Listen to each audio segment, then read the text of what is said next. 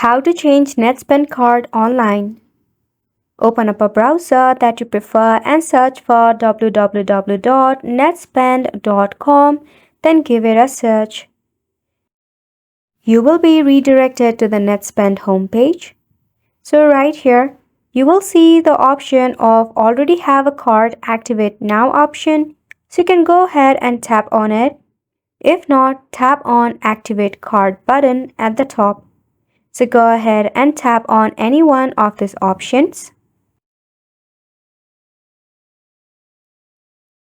Enter your card number, that is the 16-digit card number, and your security code that is at the back of your card. Once you enter your credential, tap on Continue. Once you are logged in or activate your card, you can also change your Netspend card look by simply customizing it and adding a photograph to it of your preference as well. If you want to know more about this, you can contact the customer service or tap on the bubble icon at the bottom of the screen.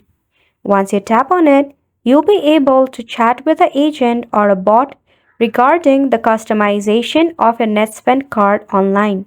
Isn't it simple? So make sure to go ahead and give it a try, and thank you so much for tuning in.